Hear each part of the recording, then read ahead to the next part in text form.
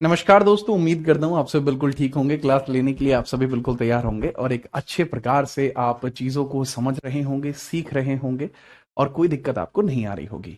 बागी बलिया से सादर प्रणाम करते हुए जितेश क्लास में आ चुके हैं। जितेश एक अच्छे बच्चे हैं जहां तक मुझे लगता है। हालांकि इनके घर वाले इनको अच्छा नहीं समझते, कई बार इनके ऊपर जोर जबरदस्ती इस प्रकार की बातें भी करते हैं। पर जितेश उन सभी बातों को पीछे छोड़ते हुए आज क्लास के अंदर जुड़े हैं। इसके अलावा क्लास के अंदर और भी बहुत सारे खतरनाक बच्चे आ चुके हैं, क्योंकि ये कोई आम बैच नहीं है ना। मैं आपको बताऊं, ये जो बैच है जो मैं इस समय इस टाइम हो रखा है 5:05 पे, ये जो बैच मैं ले रहा हूं ये कोई आम बैच नहीं है। ठीक है, पूछता है भारत में, मैं जीत राणा स्वागत करता हूं आप सभी खास छात्रों का। तो बता दीजिए कैसे हैं आप। ठीक है। राधे राधे, कोटि कोटि प्रणाम गुरु जी। ठीक है, चलो स्टार्ट करूं। Good afternoon, good afternoon. Sir जी मेरा लेवल नहीं निकल रहा है, लेवल सबके निकलेंगे, टेंशन मत लो। ठीक है, ठीक है। चलो स्टार्ट करते हैं। एक तो तुम मेरी रावण जैसी हंसी के बारे में फिर तुम कहते हो कि सर देखिए ये गलत बात है तुम्हारी। ठीक है, आगे बढ़ते हैं अब हम। दरअसली हम कल की क्लास में यहां तक चर्चा कर चुके थे, वेदांगों के बारे में बात कर दी थी मैंने। मैं पहले ना ग्रंथों को पढ़ा रहा था, ग्रंथों के बाद मुझे समाज की व्यवस्था भी बतानी है, तो इसको आप पूरा कर चुके हैं। ठीक है, अब हम आगे बढ़ते हैं। ठीक है, चलो वड़क्कम भाऊ। अब इसके बाद हम देखते हैं वैदिक एज के अंतर्गत ही हम बात कर रहे हैं। ये लेटर वैदिक पीरियड चल रहा था, इसके अंतर्गत मैंने वेदांगों की चर्चा की। अब हेडिंग आप डालेंगे उपनिषद। हेडिंग आज की क्या है बाबू? उपनिषद। हेडिंग आप डाल लेंगे उपनिषद। तो वैदिक काल में उपनिषदों की हम व्याख्या करते हैं कि वैदिक काल में उपनिषद आपको किस प्रकार से देखने को मिलते हैं, इसकी चर्चा अब हमें करनी होगी। ठीक है, हाँ बिल्कुल, मैंने बताया मेरी नजरों में आप सभी एक ऑफिसर है, और ऑफिसर होने के नाते ही मैं आप लोगों से इस प्रकार से बातें करता हूं। दरअसल आप हेडिंग डाल लेंगे सीधे तौर पर उपनिषद। ये उत्तर वैदिक काल चल रहा है। कौन सा है? उत्तर वैदिक काल चल रहा है। उत्तर वैदिक काल में ही आपको उपनिषद देखने को मिलते हैं। उत्तर वैदिक काल, वैदिक काल, और उत्तर वैदिक काल में ही भाई आपको देखने को मिलते हैं उपनिषद। ठीक है, उपनिषद।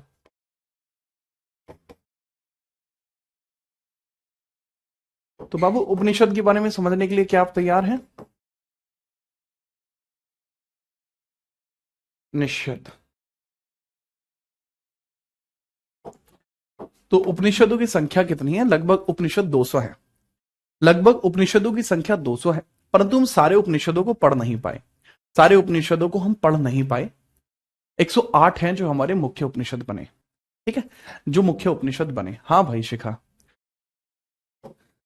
अब मैंने बताया जैसा कि उपनिषदों की संख्या कितनी है बाबू? उपनिषदों की संख्या,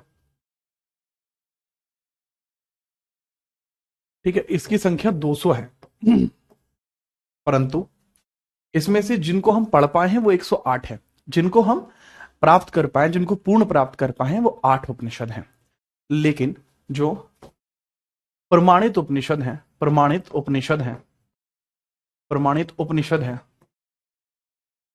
निषद हैं, उनकी संख्या है बाबू 108।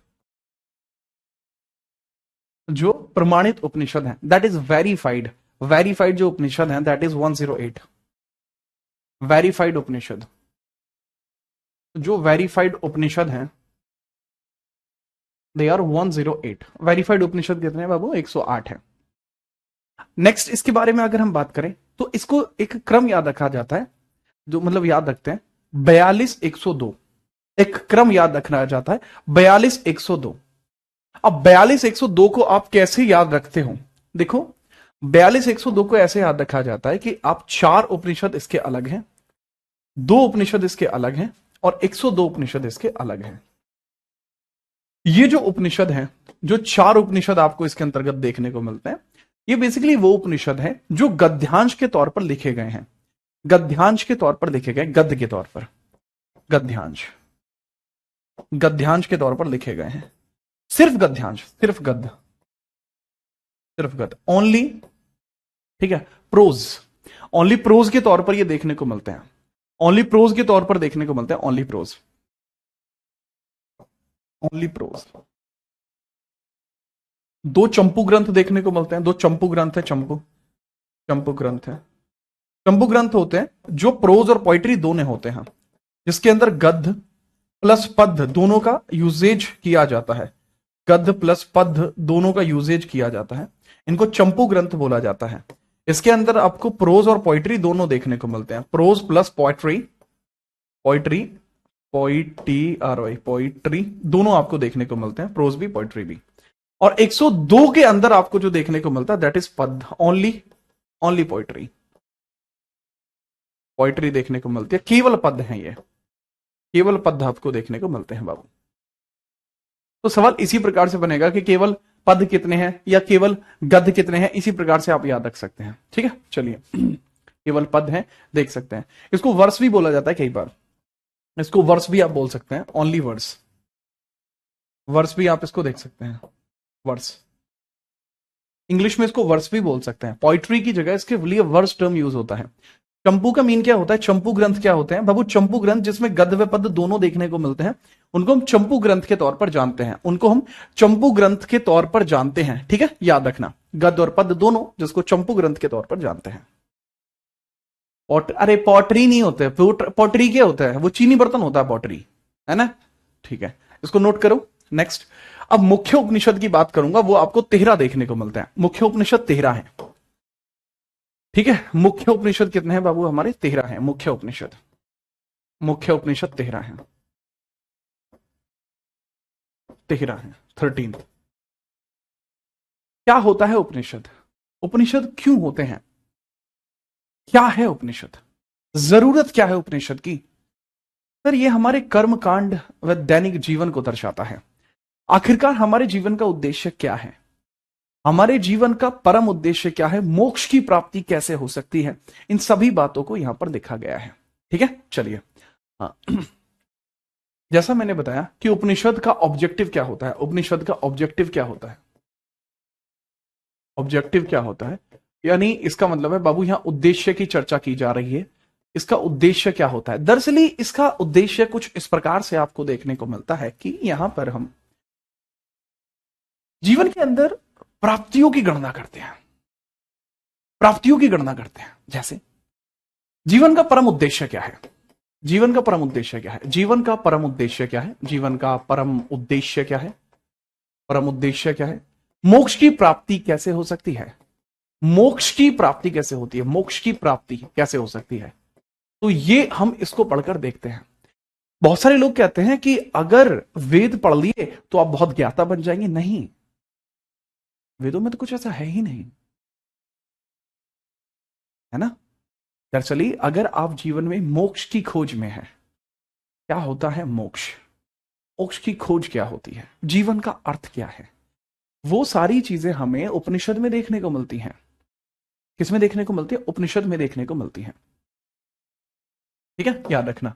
तो इसके अंदर ऑब्जेक्टिव क्या है बाबू? लाइफ, इसका है objective of life, objective of life, objective of life and मोक्ष। तो बाबू ये इसका ऑब्जेक्टिव है। लेकिन सर इसको उपनिषद क्यों कहते हैं, इसको उपनिषद ही क्यों कहा गया, इसके बारे में बताइए। दरअसल उपनिषद का मतलब होता है नीचे बैठना, कदमों के समीप बैठना। उपनिषद का वास्तविक अर्थ क्या है, मैं आपको ड्राइंग के माध्यम से बताना चाहूंगा। अब देखो, लोग ड्राइंग नहीं बना पाना, देखो मैं बताता हूं, मैं आपको ड्राइंग बनाता हूं, वो भी बहुत तगड़ी। अब तुम ये देखो, अब मान के चलिए कोई पेड़ है ना? अब तुम देखो भाई की पेंटिंग देखो अब तुम, ठीक है, दैट इज ए पेड़, ठीक है, दैट इज ए पेड़। इसके ऊपर कुछ शाखाएं बना देता हूं, ठीक है, ये हो गया वो पेड़, ठीक है, ये देखो ये पेड़ बन गया। अब इसके अंतर्गत मैं कुछ शाखाओं का निर्माण भी कर देता हूं, कुछ शाखाएं मैंने इस पे बनाई, ये हमारा पेड़ हो गया। पेड़ का रंग थोड़ा वैसा होना चाहिए, हाँ ठीक है। अब इस पेड़ के नीचे यहां पर जो है इसके चारों तरफ एक थमला सा बना दिया, मतलब इस तरीके से एक ऊंचा स्थान बना दिया, जिसको हमारे यहां थमला बोल देते हैं कई बार, या कोई भी ऊंचा स्थान, बैठने का स्थान मैंने बना दिया। तो पहले जमाने में क्या होता था कि यहां पर साधु बैठेंगे, यहां पर बाबा महाराज बैठेंगे, यहां पर बाबा महाराज बैठेंगे, यहां पर साधु बैठेंगे, तो यहां पर कोई भी साधु जो है बैठेंगे और ये जो शिक्षा देंगे, यहां से जो भी ज्ञान की बातें कहेंगे, वो दरअसल कौन सुनेंगे? यहां इनके बैठे हुए शिष्य। तो इनके जो बैठे हुए शिष्य हैं वो यहां बैठकर इनकी बातें सुनेंगे।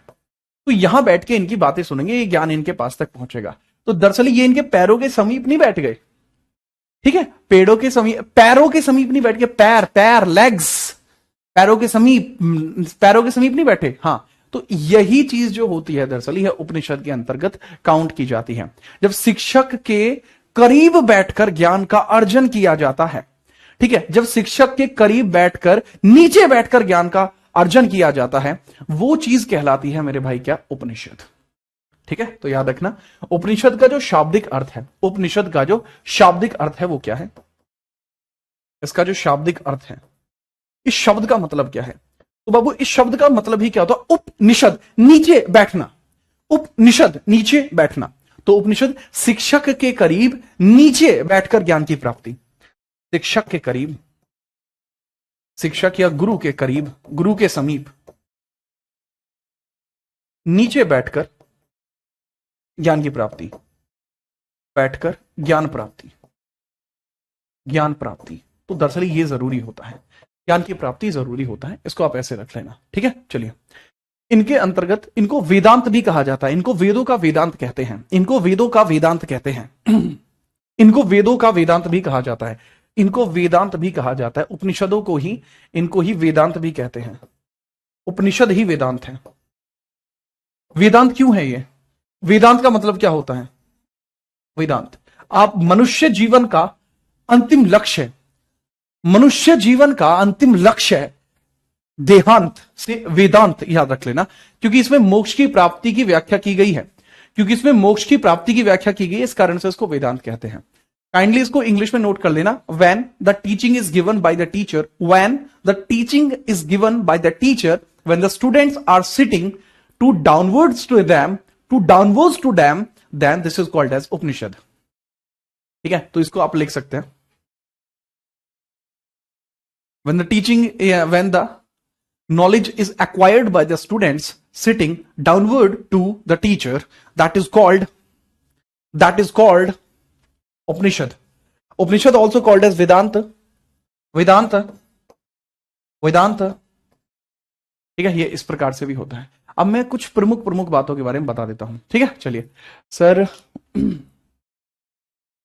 नहीं भैया आपके लिए पर्याप्त रहेगा सौरभ, अब बात को ध्यान पे दो। ठीक है, चलिए, डुअलिज्म क्या होता है बाबू? द्वैतावाद होता है वो, डुअलिज्म। ठीक है, वो मैं आपको भक्ति आंदोलन के दौरान पढ़ाता हूँ, क्या होता है द्वैतावाद। ठीक है, अब पहले यहां ध्यान दो, पहले उपनिषद के बारे में ध्यान दो। अब मैं कुछ प्रमुख उपनिषदों की व्याख्या करता हूं, सारे उपनिषद तो आपको नहीं पढ़ने, कुछ के बारे में पढ़ते हैं। ठीक है, चलिए, जैसे वृहदारण्य, वृहदारण्य, वृहदारण्य, ठीक है, वृहदारण्यक बोलते हैं, फिर वृहदारण्यक बोलते हैं इसको, वृहदारण्यक,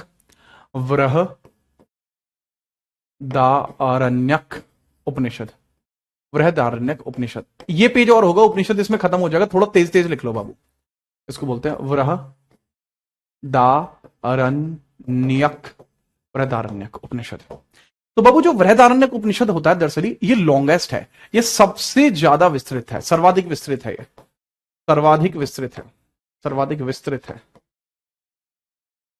ठीक है, इसके अंदर क्या क्या व्याख्या की गई है बहुत ध्यान से समझना। इसके अंदर सबसे पहले याज्ञवल्क्य और गार्गी का संवाद है, ये सबसे ज्यादा विस्तृत है, सबसे बड़ा है, लॉन्गेस्ट है, जिसको बोला जाता है वृहदारण्यक उपनिषद। जैसे इसमें मैंने बताया याज्ञवल्क्य, याज्ञवल्क्य, याज्ञवल्क्य और गार्गी का संवाद है, याज्ञवल्क्य और गार्गी का संवाद है, इसमें संवाद है। अच्छा, याज्ञवल्क्य को कहा जाता है कि ये अपने टाइम पर सबसे ज्यादा smartest person who had ever lived, smartest person है ये, सर्वाधिक बुद्धिमान है ये, स्मार्टेस्ट पर्सन। ठीक है, सर्वाधिक बुद्धिमान है ये, सर्वाधिक बुद्धि इनके पास थी याज्ञवल्क्य के पास। ऐसा माना जाता है याज्ञवल्क्य ज्ञान का सागर था, याज्ञवल्क्य एक इतने महत्वपूर्ण व्यक्ति थे जिनको हर एक प्रकार का ज्ञान प्राप्त था। ठीक है, तो गार्गी के और इनके बीच में एक जो है डिबेट शो होता है, जिसमें ये बताते हैं, ठीक है, जिसके अंदर बहुत अलग अलग प्रकार की बातें की जाती हैं, और अंत में इसमें जीतता कौन है? सर याज्ञवल्क्य ही जीतते हैं बेसिकली, क्योंकि इनकी ज्ञान की प्राप्ति असीम थी, इनकी ज्ञान की प्राप्ति असीम थी। मैत्रेयी और कात्यायनी इनकी वाइफ थी, मैत्रेयी और कात्यायनी, मैत्रेयी मैत्रेयी और कात्यायनी, कात्यायनी इनकी पत्नियां थी, मैत्रेयी और कात्यायनी, मैत्रेयी, मैत्रेयी एंड कात्यायनी, कात्यायनी इनकी वाइफ थी। ठीक है, तो याज्ञवल्क्य की जो वाइफ है वो दो हैं। ठीक है, एक आपको देखने को मिल जाएंगी मैत्रेयी और एक देखने को मिल जाएंगे कात्यायनी। काफी इंपोर्टेंट आपको देखने को मिल जाएंगे, काफी इंपोर्टेंट देखने को मिल जाएंगे। अब इसके अंदर जैसे इसको इनको बहुत ज्यादा पसंद था, याज्ञवल्क्य पसंद था इन्हें। कात्यायनी को क्या पसंद था? पैसा, कि तुम पैसा पैसा करती हो, तुम पैसे पे क्यों मरती हो, है ना। ये चीज आपको यहां देखने को मिलती है। वो अंत में जब याज्ञवल्क्य का अंतिम समय आया तो याज्ञवल्क्य ने कहा कि भाई मैं संन्यास जाना चाहता हूं, मैं जाना चाहता हूं सत्य की खोज में, मैं जाना चाहता हूं मोक्ष की प्राप्ति में। तो कात्यायनी ने इनसे पैसा मांग लिया कि आपका जो भी पैसा आप मुझे दे दो। क्या ठीक है, ले लो पैसा, क्या ही रखा है पैसे में, पैसे का कोई मोल नहीं है, मोल है भावनाओं का। जहां भावनाएं प्योर होती हैं वहां पैसे मायने ही नहीं रखता।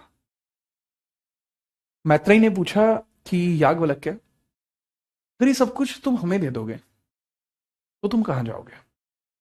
तो याज्ञवल्क्य ने कहा कि मेरा जीवन अब लगभग समाप्त हो चुका है, मैं अपनी वृद्ध अवस्था में पहुंच चुका हूं, तो मैं अपने जीवन को सिर्फ मोक्ष की ओर देकर जाना चाहता हूं, वास्तविक जीवन वही है।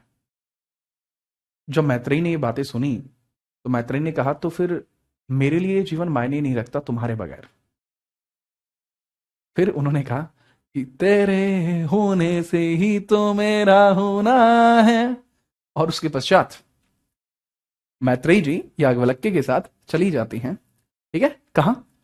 आरण्यक में, आरण्यक यानी जंगल में। ठीक है, और वहां जाकर वो लोग इस चीज को समझे। ठीक है, अब मैंने इसको एक मतलब अब इस लाइन के साथ जोड़ा। अब ये मत सोचना कि उस समय उन्होंने ऐसे कैसे कह दिया। ठीक है, तो दैट इज समझदारी, मैत्रेयी समझदार थी। ठीक है, तो उसको थोड़ा सा याद रखना।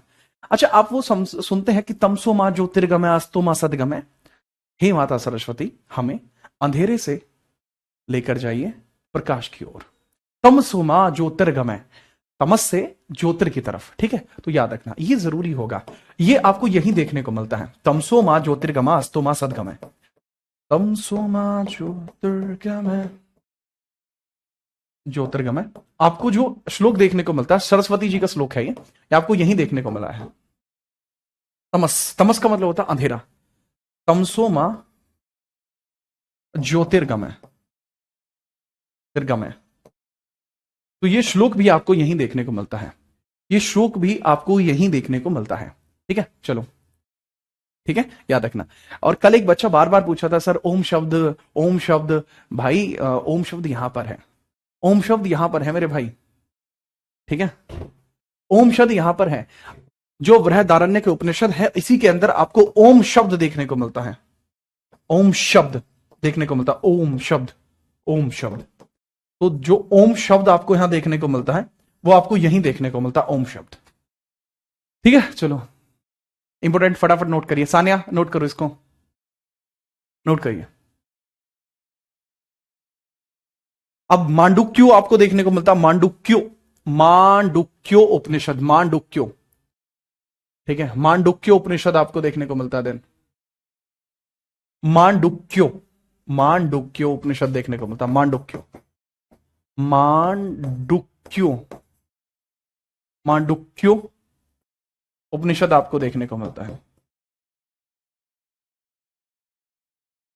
मांडुक्यो उपनिषद, मांडुक्यो उपनिषद, मांडुक्यो उपनिषद आपको देखने को मिलता है। ये बाबू सबसे छोटा है मांडुक्यो, मांडुक्यो दिस इज स्मॉलेस्ट। ठीक है, स्मॉलेस्ट। ठीक है जी, हाँ, यानी कि ओम शब्द की उत्पत्ति, हाँ ओम शब्द की उत्पत्ति मेजरली यहीं से होती है। ठीक है, याद रखना। ठीक है, चलिए अब मांडुक्य उपनिषद आपको देखने को मिलते हैं, ये स्मॉलेस्ट आपके उपनिषद है, स्मॉलेस्ट उपनिषद। उपनिषद सबसे छोटा उपनिषद अगर कोई है तो वो मांडुक्य उपनिषद है। नेक्स्ट हम बात करते हैं, नेक्स्ट मांडुक्यों के बाद कुछ और उपनिषद भी हैं जिसके अंदर कुछ चीजें देखने को मिलते हैं, जैसे मुंडको उपनिषद हमारा राष्ट्रीय वाक्य है। मुंडको उपनिषद में से, मुंडको उपनिषद, मुंडको उपनिषद, मुंडको उपनिषद में से हमारा राष्ट्रीय वाक्य देखने को मिलता है। मुंडको उपनिषद, मुंडको उपनिषद हमारा नेशनल सेंटेंस, नेशनल सेंटेंस, राष्ट्रीय वाक्य सत्यमेव जयते। राष्ट्रीय वाक्य बाबू सत्यमेव जयते उसमें देखने को मिलता है, सत्यमेव जयते। अच्छा मुझे एक बात बताओ, हमारे सुप्रीम कोर्ट का टैगलाइन क्या है? हमारे सुप्रीम कोर्ट की टैगलाइन बताना बाबू, सुप्रीम कोर्ट की टैगलाइन बताओ, सब बताओ फटाफट से। पॉलिटी पढ़ते हो ना मुझसे, ठीक है, पढ़ते हो ना पॉलिटी, तो बताओ सुप्रीम कोर्ट की टैगलाइन क्या है? सत्यमेव जयते, ये आपको देखने को मिलता है, सत्यमेव जयते, सत्य की सदैव विजय होगी, आपको यहां देखने को मिलता है। सुप्रीम कोर्ट की टैगलाइन बताना मुंडको उपनिषद से। कठो उपनिषद से आपका लिया गया है यम नचिकेता, कठो उपनिषद में यम और नचिकेता, कठो उपनिषद, उपनिषद। अब ये यम और नचिकेता कौन है यार? ये नचिकेता नाम का जो छोरा था ना, कति गच था, मतलब लेवल था भाई नचिकेता का। नचिकेता बहुत बोलता था, घना बोलता था, ठीक है, बहुत घना, ठीक है, बोलता बहुत था। तो इस वजह से यम जब आया तो उन्होंने यम से भी बहस करनी शुरू कर दी। यम और नचिकेता संवाद, यम नचिकेता संवाद बाबू यहीं देखने को मिलता है। बढ़िया है यम और नचिकेता संवाद, that is so good, that is so good, वो भी आप याद रखेंगे, ठीक है जी हाँ, ठीक है, क्लियर है जी हाँ, ठीक है। तो ये है इनके बारे में विशेष जानकारी, ठीक है। चलिए सर, वनश्य मूलम विज्ञानम, वनश्य मूलम विज्ञानम है अंजलि, ये क्या है? हाँ प्रशांत ने सही बनाया कि सर जी इसका मतलब है हमारे सुप्रीम कोर्ट का जो आदर्श वाक्य है दैट इज यतो धर्मस्य तह जय। इसका मतलब है यतो धर्मस्य तह जय, जहां धर्म होगा वहां विजय अवश्य होगी, जहां धर्म होगा वहां विजय अवश्य अवश्य होगी। यतो धर्मस्य तह जय, ये है, ठीक है, याद रखना, इसको याद रख लेना, सुप्रीम कोर्ट का सत्यमेव जयते तो हमारा राष्ट्रीय वाक्य है। अब इसके बाद बाबू आपको कुछ संस्कार देखने को मिलते हैं। संस्कार नाम का चीज है कि नहीं है? तो संस्कार आपको देखने को मिलते हैं, ये भी उत्तर वैदिक काल के ही संस्कार हैं। तो हमारे 16 संस्कार हैं, संस्कारों के बारे में भी चर्चा कर देते हैं, ठीक है। चलिए नोट हो गया, हो गया ना नोट आपका? ये कल्याण भव, कल्याण भव एक आशीर्वाद होता है, जैसे मैं कई बार यशस्वी भव कह देता हूं, ठीक है, तथास्तु कह देता हूं, वह एक आशीर्वाद की प्राप्ति की तरह होता है ना बाबू? राम राम भाई, इंग्लिश में लिख दीजिए यार, यमा नचिकेता है ये, यमा नचिकेता। कन्वर्सेशन, वर्सेशन, कन्वर्सेशन, कठोपनिषद में से, कठोपनिषद। हमारे 16 संस्कार होते हैं, उन 16 संस्कारों की चर्चा करते हैं। सर क्या हम लोग आर्यन हैं? साउथ इंडियंस को लगता है कि हम आर्यन हैं, जो साउथ इंडियन है वो द्रविडियन है, उनको लगता है कि हम लोग आर्यन हैं, जो नॉर्थ इंडियंस हैं, ठीक है। चलिए अब बाबू इसमें नोट करिएगा, 16 संस्कार हैं हमारे। संस्कार कितने हैं? 16 हैं संस्कार, 16 संस्कार हैं, जीवन में अवश्य करने हमें पड़ते हैं, ये जीवन का आधार होते हैं, जीवन का आधार, जीवन का आधार होते हैं 16 संस्कार। कितने संस्कार होते हैं भैया? 16 संस्कार होते हैं। 16 संस्कार आपको देखने को मिलते हैं। सबसे पहले अगर हम बात करें तो होता है गर्भाधान, गर्भाधान, गर्भाधान होता है, फिर पुंसवन होता है, सबसे पहले गर्भाधान होता है, गर्भाधान, गर्भाधान होता है, गलत लिख दिया मैंने, गर्भाधान होता है, गर्भाधान, फिर पुंसवन होता है, पुंसवन होता है, ठीक है। गर्भाधान मतलब कोख में बच्चे को मतलब रखना, दैट इज गर्भाधान, गर्भवती होना, ठीक है, याद रखना। स्त्री पुरुष संबंध गर्भाधान होता है, स्त्री पुरुष संबंध गर्भाधान होता है, पुंसवन होता है, फिर जात कर्म होता है, जात कर्म, जात कर्म होता है, फिर उसके बाद क्या होता है बाबू? जात कर्म, जात कर्म मतलब जैसे बच्चा फीमेल के पेट में होता है, ठीक है, तो वो पहली स्टेज होती है लाइफ की। आपका जो जीवन है वो तभी प्रारंभ हो जाता है जब आप अपनी माता जी के पेट में थे, तो वो चीज तभी प्रारंभ हो जाती है। गर्भाधान में जैसा मैंने बताया, गर्भाधान होता है इसके अंदर पहला प्रोसीजर, ठीक है, गर्भाधान, गर्भाधान, और जब जन्म होता है, ठीक है, जब जन्म होता है वो पुंसवन होता है। एक अच्छा, एक बेहतर बच्चे का पैदा होना, एक बेहतर बच्चे का पैदा होना, यानी उत्तम संतान। ठीक है ठीक है, उत्तम संतान, उत्तम संतान।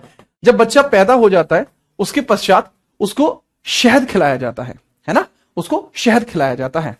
पुंसवन यानी उत्तम संतान, ठीक है। गर्भाधान यानी स्त्री पुरुष संबंध, ये दरअसल स्त्री पुरुष संबंध से बनता है, स्त्री पुरुष संबंध। अब स्त्री पुरुष संबंध को हमारे यहां बहुत ऑर्थोडॉक्स दृष्टि से देखा जाता है, हैं? अरे अरे ये तो बहुत छुपाने वाली बात है। दरअसल ये है, इसलिए किया जाता था ताकि वंश की वृद्धि हो। गर्भाधान के पीछे का एकमात्र कारण था वंश वृद्धि, वंश की वृद्धि किया जाना एकमात्र इसका कारण था। पुंसवन उत्तम संतान के लिए था। जात कर्म जो था, शुरुआत में होता है बच्चे का जात कर्म, शहद और घी उसको खिलाया जाता है, शहद और घी उसको खिलाया जाता है, but that is very important. शहद और घी उसको खिलाते हैं, ठीक है, शहद और घी खिलाते हैं। फिर नामकरण संस्कार होता है, नामकरण, नामकरण संस्कार होता है। कुआ पूजन भी बोलते हैं जात कर्म को, कई बार कुआ पूजन सुना है ना, कुआ पूजन होता है यहां पर, है ना। नामकरण होता है, फिर बच्चे का नाम रखा जाना, बच्चे का नाम रखा जाना, बच्चे का नाम रखा जाना। तो बच्चे के जीवन की स्टेज चल रही है, बच्चे का नाम रखा जाता है। उसके बाद निष्क्रमण किया जाता है, निष्क्रमण, अन्नप्राशन, फिर होता है निष्क्रमण, क्रमण होता है, फिर अन्नप्राशन होता है, अन्नप्राशन होता है, अन्नप्राशन। बच्चे को पहली बार जब कुछ खिलाया जाता है ना। और फिर मुंडन होता है, मुंडन। आप में से किस किस का मुंडन हो रखा है? मतलब मेरा हो रखा है मुंडन। जब हम छोटे होते हैं ना, जब मुंडन का मतलब होता है जब अपन लोग छोटे होते हैं तो क्या किया जाता है बेसिकली कि आप एक तरीके से इसको चूड़ा कर्म बोलते हैं। पहले तो लिखो, मुंडन को चूड़ा कर्म संस्कार बोलते हैं, चूड़ा कर्म संस्कार, चूड़ा कर्म संस्कार, इसको दरअसल चूड़ा कर्म बोला जाता है। तो जो अपन लोग छोटे होते हैं तो बाल उतरवाए जाते हैं, तो हमारे यहाँ बाल उतरवाए जाते हैं गढ़ मुक्तेश्वर, अगर आपको पता है ना, गढ़, गढ़ गंगा जी सुना है कदे? तो जो गढ़ गंगा जी है ना, वहां हमारे बाल उतरवाए जाते हैं, ठीक है। वहां पंडित जी जाते हैं साथ में, और वहां तिलक किया जाता है ऐसे, ठीक है। तो ऐसे तिलक वगैरह करते हैं, फिर बाल उतरवाए जाते हैं। फिर एक बार भरतपुर जाते हैं, ठीक है। भरतपुर भी एक पूजा कराई जाती है, ठीक है। भरतपुर राजस्थान वाला भरतपुर, ठीक है। अब हम वैसे तो उत्तर प्रदेश के अंदर गढ़मुक्तेश्वर है, तो वहां पे होता है भैया चूड़ा कर्म, यानी मुंडन होता है हमारा, ठीक है, बाल उतरवाए जाते हैं, ठीक है। चलिए, तो इसके बाद ये होता है आपका, उसके बाद कर्ण भेदन होता है, कर्ण भेदन होता है, फिर यज्ञोपवीत होता है, ठीक है, कर्ण भेदन होता है, कर्ण भेदन। ये मेरा कर्ण भेदन कभी नहीं हुआ। दरअसल कर्ण भेदन हर कोई नहीं कराता। हमारे यहाँ एक मान्यता है कि कर्ण भेदन वो कराता है, कान में कुंडल वो डलवाता है, कर्ण भेदन, जिसके घर में बच्चे नहीं जी रहे हों। मतलब बच्चा हो रहा है मर जा रहा है, बच्चा हो रहा है मर जा रहा है, बच्चा हो रहा है मर जा रहा है, तो उसका जो बच्चा पैदा होगा फिर कर्ण भेदन कराया जाएगा, ठीक है, ताकि बच्चा जीवित रहे। जैसे मेरे पापा का कर्ण भेदन हो रखा है, क्योंकि पापा के जो बड़े भाई थे जितने भी हुए थे उन सबकी डेथ हो गई थी, तो कर्ण भेदन कराना पड़ा। उसके बाद ययो, ठीक है, यज्ञोव पीठ किया जाता है, यज्ञो व पीठ किया जाता है, ययोव पीठ किया जाता है, ययोव पीठ किया जाता है। अब ये संस्कार है दरअसल, है ना। अब जो बच्चे नहीं लिख पा रहे हैं, कर्ण भेदन का मतलब होता है कान, कान में कुंडल पहनना, कान में कुंडल पहनना, कान में कुंडल पहनना, कुंडल पहनना, ये जनेऊ धारण करना, ये जनेऊ धारण करना होता है, जनेऊ धारण, जनेऊ धारण करना होता है ये, ठीक है। ये सवाल आया है, ययो व पीठ का मतलब क्या होता है? जनेऊ धारण करना। जनेऊ धारण नहीं करते हम, ठीक है, हम जनेऊधारी नहीं है। जनेऊ धारण बेसिकली किया जाता है ब्राह्मिन्स में, ब्राह्मिन्स जनेऊ धारण करते हैं, ठीक है जी हाँ। चूड़ा कर्म का मतलब होता है मुंडन होना, बाल उतरवाना, ये चूड़ा कर्म होता है, ठीक है, ये परिवार में कराया जाता है। अन्नप्राशन होता है जब बच्चा पहली बार कुछ खाता है, ठीक है, पहली बार उसको अन्न खिलाया जाता है, तब अन्नप्राशन होता है, अन्नप्राशन, ठीक है, अन्नप्राशन। पहली बार अन्न जब खाएगा बच्चा, जब बच्चा पहली बार अन्न खाता है तो वो अन्नप्राशन होता है, ठीक है। निष्क्रमण होता है पहली बार सूर्य चंद्रमा दिखाना, बच्चे को पहली बार सूर्य चंद्रमा दिखाना, सूर्य चंद्रमा दिखाना, सूर्य चंद्रमा दिखाना, सूर्य चंद्रमा दिखाना, तो ये भी ऐसा होता है। तो ये भैया आपके संस्कार होते हैं कुछ, ये कुछ आपके संस्कार होते हैं, ठीक है जी हाँ, याद रखेंगे जी हाँ।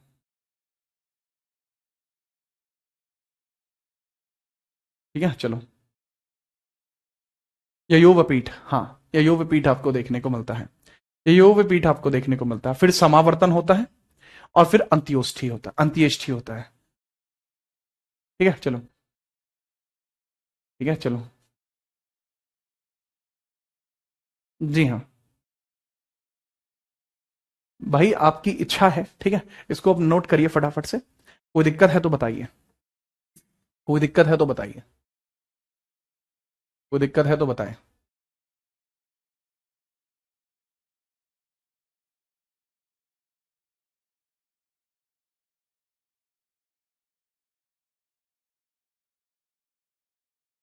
ठीक है चलो। इसके बाद इसमें खाली 15वां और 16वां लिखिए। इसके बाद सिर्फ 15वां और 16वां लिखिए, ठीक है। 15वां और 16वां लिखिए। 15th आपको देखने को मिलता विवाह, और फिर 16th आपको देखने को मिलता अंत्येष्टि, अंत्योष्टि, अंत्योष्टि, अंत्योष्टि। अंत्योष्टि होता है जब कोई मर जाता है तो उसकी अंत्येष्टि की जाती है, अंत्येष्टि। गलत लिख दिया है बाबू, ये दोबारा सही लिख रहा हूं, अंत्येष्टि की जाती है, अंत्येष्टि की जाती है, अंत्येष्टि। ये 16th नंबर का संस्कार आपका होता है। तो इनके बारे में भी कई बार पूछ लिया जाता है। सारे संस्कार याद करने जरूरी नहीं है, सिर्फ इंपोर्टेंट बता रहा हूं, सिर्फ इंपोर्टेंट आप याद रख लेना। ये 1 2 3 4 5 6 7 8 9, ठीक है। ये 9 तो मिनिमम लिख ही लीजिए। समावर्तन लिख लीजिए, 10वां अगर लिखना ही है तो समावर्तन लिख लो।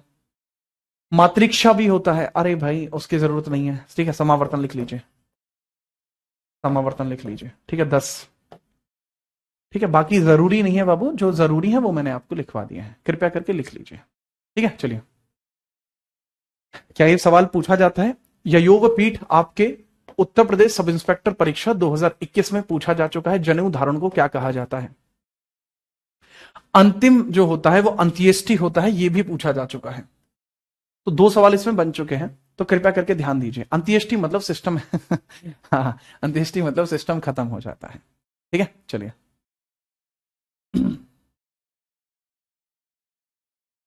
हम संस्कारी बॉय, वाह विकास वाह, ठीक है। चलिए नोट करिए, फिर हम आगे बढ़ते हैं।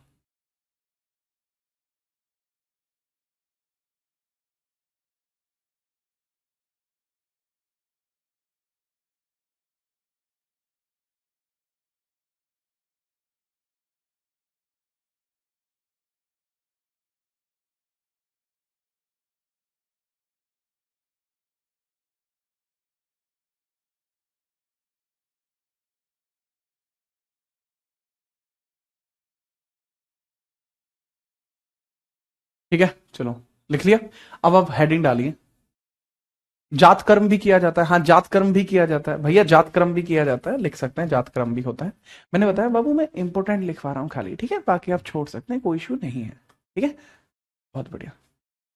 चलो आगे बढ़ते हैं भैया। इतने ही आपको याद रखने हैं, आगे एक्स्ट्रा याद नहीं रखने, ठीक है। नेक्स्ट, अब हम आगे बढ़ते हैं। देखो आप ना उन चीजों को जानने की कोशिश करो जो मैं आपको बताना चाहता हूं, है ना। जो चीज मैं आपको बताना चाहता हूं, आप उन चीजों को जानने की कोशिश करो, ठीक। तो वो चीज जरूरी होगी। आप अगर वो चीज सीखने की कोशिश करेंगे जो आप जानना चाहते हैं, वो जरूरी नहीं होगा। आप बात को समझिए, है ना। और ध्यान से समझिए और इसको पढ़िए। अंत्येष्टि का मतलब होता है जब आदमी मर जाता है तो उसकी चिता को जलाकर उसकी जो अस्थियां बचती हैं उसके मतलब समुद्र, मतलब जो गंगा नदी होती है उसमें उसको सिलाया जाता है। उसके बाद एक पूजा की जाती है, वो अंत्येष्टि होती है, ठीक है। चलो अब नेक्स्ट आप हेडिंग डाल लीजिए, सामाजिक व्यवस्था, सामाजिक व्यवस्था, ठीक है। ऋग्वैदिक काल, ऋग्वैदिक काल, ऋग्वैदिक काल तथा ऋग्वैदिक काल तथा उत्तर वैदिक काल में सामाजिक व्यवस्था, उत्तर वैदिक काल में सामाजिक व्यवस्था, सामाजिक व्यवस्था, व्यवस्था, ठीक है। चलो, तो इसकी सामाजिक व्यवस्था के बारे में हम चर्चा करते हैं। तो किस तरीके से समाज था, सोसाइटी कैसी थी, उसके बारे में हम बात करेंगे। सोसाइटी कैसी थी उसके बारे में हम बात करेंगे, what kind of society it was. सामाजिक व्यवस्था। तो बाबू सामाजिक व्यवस्था आप देखिए, ठीक है, इसको बोलते हैं society during Rigveda and Uttarveda. Rigvedic age and post Vedic age, Vedic age, ठीक है, पोस्ट वैदिक एज, ठीक है जी हाँ, ठीक है।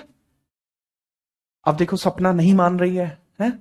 जब मैं बता रहा हूं बाबू कि पहले आप इसको देखो, ये ज्यादा जरूरी है, फिर भी है ऐसे कर रहे हो। ये हीरानंद नहीं मानना है? अरे ना माने मेरी बात बहुत ध्यान से सुनो, पहले आप इसे लिखो, ठीक है। चले ऋग्वैदिक काल में आप समझिएगा, ऋग्वैदिक काल का समाज। पहले मैं ऋग्वैदिक काल के बारे में बात करूंगा, उसके बाद में उत्तर वैदिक काल के बारे में बात करूंगा, उसके बाद ये चैप्टर कंप्लीट हो जाएगा। फिर हम महाजनपद काल पे आएंगे, फिर हम राजाओं को मारेंगे, ठीक है। उनका रोज एक राजा जिंदा कर रहे हैं, रोज एक राजा मार रहे हैं, फिर अलग जलवा मजा आएगा, ठीक है। तो बहुत ध्यान दो इस पे, फटाफट से चीता तरीके से ध्यान दे लो, है फिर कहते फिरोगे कि सर ये समझ में नहीं आ रहा, वो समझ में नहीं आ रहा, ठीक है। फटाफट आप हेडिंग डाल लीजिए ऋग्वैदिक काल। ऋग्वैदिक काल की संस्कृति की बात करता हूं, समाज कैसा था यहाँ, क्या चाहते थे ये लोग, हैं समझ नहीं रहे। चलो ऋग्वैदिक काल, ऋग्वैदिक काल, ऋग्वैदिक एज, ऋग्वैदिक एज। फिर मैं आपको एंड में बताऊंगा एक बहुत बढ़िया चीज करंट अफेयर्स के बारे में। हल्के में ले रहे हो तुम तो, कतई हल्के में ले रहे हो, हैं? चलो ऋग्वैदिक एज की बात करते हैं, ठीक है। चलो ऋग्वैदिक एज के अंदर जो समाज था, उसके अंदर आपको पंचजन देखने को मिलते थे। इसमें आर्यों के पंचजन थे समाज में, समाज में आर्यों के पंचजन थे, आर्यों के पंचजन थे, पंचजन थे, आर्यों के पंचजन थे, पंचजन, पंचजनाज ऑफ आर्यंस। आर्यंस के क्या थे बाबू, आर्यंस के पंचजन आपको यहां देखने को मिलते थे। सबसे पहले जो सबसे छोटी इकाई थी उसको बोलते थे कुल, फिर ग्राम, विश, जन, राष्ट्र। कुल, ग्राम, विश, जन, राष्ट्र। कुल, ग्राम, विश, जन, राष्ट्र। सबसे छोटी इकाई क्या है बाबू, स्मॉलेस्ट इकाई क्या है, स्मॉलेस्ट यूनिट क्या है, कुल, फिर ग्राम, फिर विश, फिर जन, फिर राष्ट्र।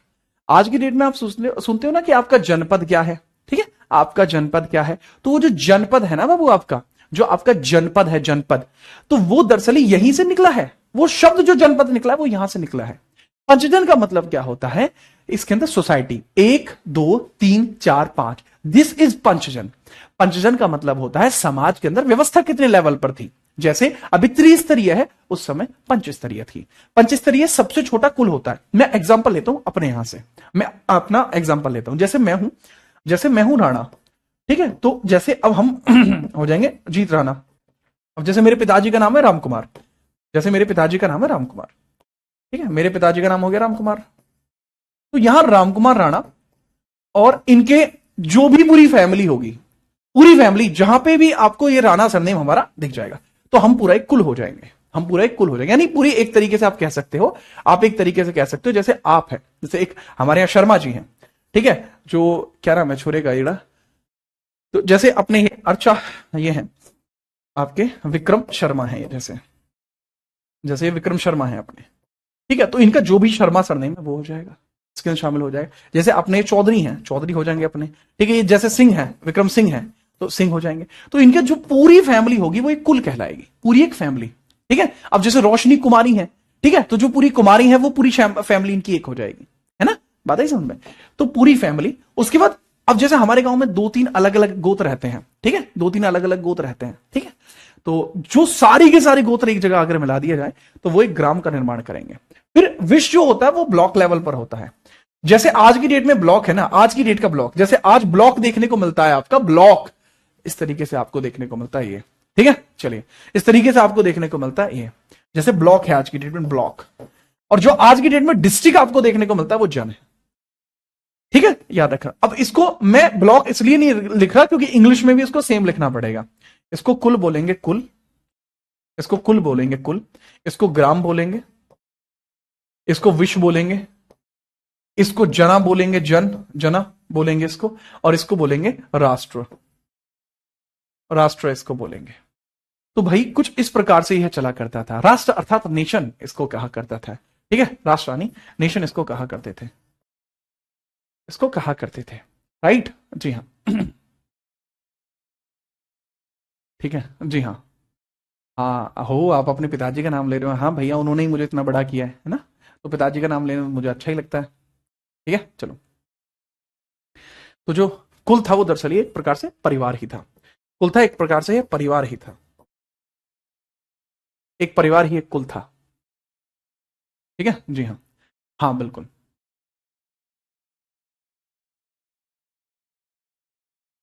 हाँ बिल्कुल, कुंदू।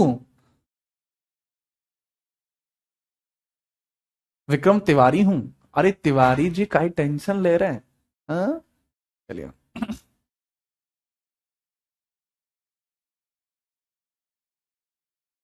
ठीक है, चलिए। हाँ, राष्ट्र के बाद, उसके बाद फिर आपके जनपद बने, फिर महाजनपद बने। बहुत बढ़िया।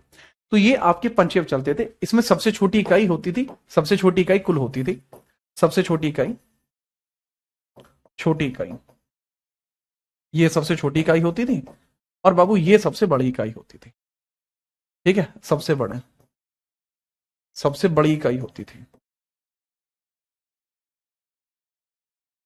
ना। ये सबसे छोटी इकाई, वो सबसे बड़ी इकाई होती थी। क्लियर है? जी हाँ। चलो नेक्स्ट हम पेज पे बढ़ते हैं, नेक्स्ट अगली हेडिंग। ठीक है, चलो इसको मैं मिटा लेता हूं, फिर हम अगली हेडिंग पे बढ़ेंगे।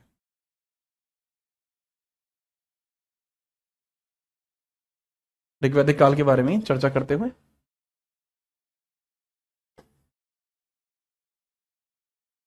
इस समय के जो लोग थे वो शाकाहारी व मांसाहारी दोनों थे, यानी सर्वाहारी थे। इस समय समाज सर्वाहारी था, समाज सर्वाहारी था, सर्वाहारी था, ओमनीवोरस था। पीपल्स वर ओमनीवोरस, पीपल्स वर ओमनीवोरस, ओमनीवोरस, ओमनीवोरस था भाई। ये मांस भी खाते थे और नॉर्मल भी रहते थे। तो काफी सारे लोग मांस का सेवन करते थे, मांस प्रचलित था, मांस खाते थे। और हरी सब्जियां भी खाते थे, हरी सब्जी भी खाते थे, ग्रीन वेजीज भी खाते थे और मांस भी खाते थे। सर्वाहारी था, यानी ये बहुत पुरानी कल्चर हो जाती है। ठीक है, याद रखना। सर्वाहारी यहाँ पे समाज आपको देखने को मिलता है। जो खाद्य पदार्थ होता था उसको करब कहा जाता था। खाद्य पदार्थ को करब कहते थे। खाद्य पदार्थ, जो जौ को यव कहते थे, जौ जो होता था, जौ को यव कहते थे, यव। ठीक है, जो बार्ले होता है, barley, barley is known as barley, यानी जौ को कहते थे यव, यव बोला जाता, यव बोलते थे। ठीक है, याद रखना। और खाने को करब बोलते थे, खाना, भोजन को करब बोलते थे, करब, करब बोलते थे, करब, करब बोलते थे, करब। भोजन को क्या बोलते थे बाबू? करब बोलते थे, करब। इसके अलावा अलग अलग शब्द अलग अलग चीजों के लिए प्रयोग में लाए जाते थे। जैसे यवांगू, यवांगू, यवांगू बोलते थे जौ का दलिया। खाया है आपने? यवांगू खाया है किसी ने? यवांगू, यवांगू खाया है बाबू? यवांगू, मैंने तो खाया यवांगू। हमारे जो चाचा हैं वो, हाँ, जो है सीआरपीएफ से रिटायर है हमारे हमारे चाचा। तो हमारे चाचा को है भाई बीमारी एक, तो जिस कारण से उनका जो डाइजेशन सिस्टम है वो ठीक से नहीं चल पाता। जिस वजह से वो गेहूं का खाना नहीं खाते, क्योंकि गेहूं पेट में भारी होता है। तो वो क्या खाते हैं? वो जौ का दलिया खाते हैं। अब मैं भी घर पे जब था तो स्पोर्ट्स में था मैं थोड़ा बहुत, तो उस वजह से मैं भी लाइट फूड खाने की वजह से जौ का दलिया खा रहा। ठीक है, तो बढ़िया लगे एकदम। यवांगू का मतलब होता है जौ का दलिया। खाया है? दोनों तरीके से बनता है, मीठा भी बनता है और नमकीन भी। जौ का दलिया, ठीक है, दलिया, जौ का दलिया आपको देखने को मिल जाएगा। प्लस सस्ता भी पड़ता है, पैसे भी कम जाते हैं। ठीक है। ठीक है, नोट करिए फटाफट। ठीक है, चलिए। इसके अलावा घनव बोलते थे मरुस्थल को, मरुस्थल को घनव बोलते हैं। मरुस्थल को क्या बोलते हैं बाबू? मरुस्थल को बोलते हैं घनव, मरुस्थल को बोला जाता है घनव। घ घ घ घनव बोलते हैं। ठीक है, चलो। घनव इसके लिए टर्म यूज होता था। ठीक है, याद रखना। अघन्या यूज होता था गाय के लिए, अघन्या जिसकी हत्या ना की जा सके, अघन्य, अघन्य इसका मतलब है गाय, ठीक है, गाय जिसकी हत्या ना की जा सके, ठीक है, जो मारने योग्य ना हो, मारने योग्य नहीं, मारने योग्य नहीं, मारने योग्य नहीं, योग्य नहीं हो, वही काव कहलाएगी, काव जो मारने योग्य नहीं है, दैट इज कॉल्ड एज काव, ठीक है जी हाँ। ओट्स, अबे ओट्स अलग होती है भाई, ठीक है चलिए याद रखना।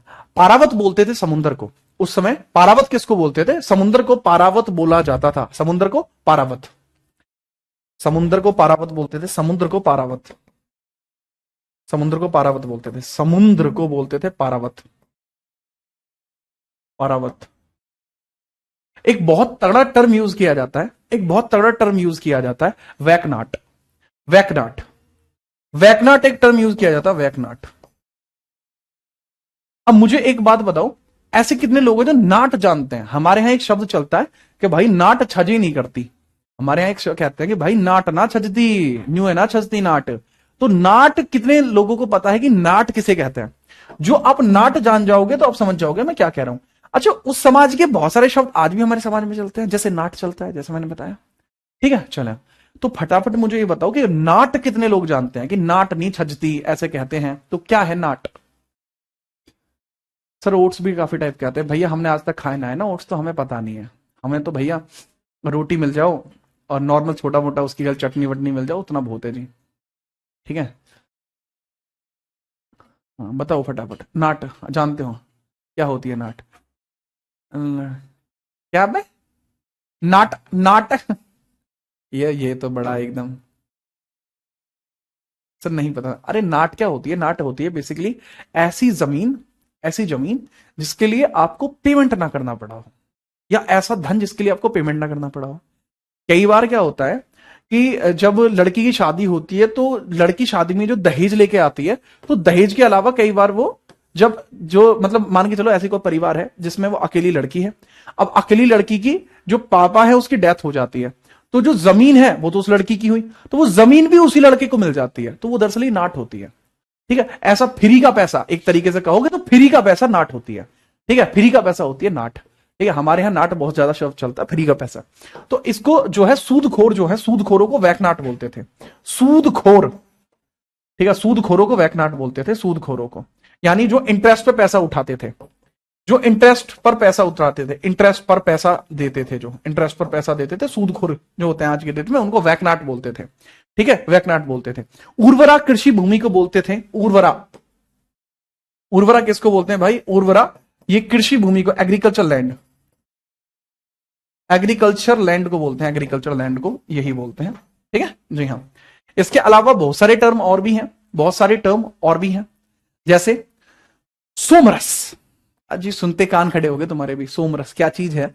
सोमरस बाबू, सोमरस होता पेय पदार्थ, सोमरस, ये त्याज्य भी बोलते हैं इसको, सोमरस होता पेय पदार्थ, यानी शराब होती है एक तरीके से, पेय पदार्थ, पेय पदार्थ, पेय पदार्थ, दरअसल ही पेय पदार्थ होता है ये। और सोमरस जो होता है ना बाबू, ये त्याज्य भी कहा गया है, इसको त्याज्य भी कहा गया, त्याज्य, त्याज्य भी इसको कहा गया, त्याज्य, त्यागने योग्य, त्यागने योग्य, ठीक है चलिए, त्यागने योग्य, त्याज्य भी इसको कहा गया है, मतलब क्योंकि यार ये सोमरस होता है राजाओं के लिए, पैसा है चलन दो एक तरफा ले भाई, चल रही है, ठीक है, सिस्टम पार्ट रखा है, कभी शाम में 4 बजे बैठे 3 डाट खोलनी, अरियोल ले अरियोल ले, तो भाई ये उनके लिए अच्छा है जिनके पास पीछा घना है, और जिसके पास पीछे नहीं है वो पता लग रही है पी के कभी इधर लौट रहा है कभी उधर लौट रहा है, 4 चाटे किसी ने धर दिए, तो क्या क्या ही रह जाएगी समाज में, है ना।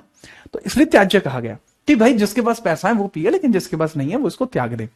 वप्ता बोलते थे न्याय को, वप्ता न्याय को बोलते थे, ठीक है, याद रखना। इसके अलावा जो ये लोग थे, जो ऋग्वैदिक काल का समाज था, ऋग्वैदिक काल समाज की भाषा कैसी थी?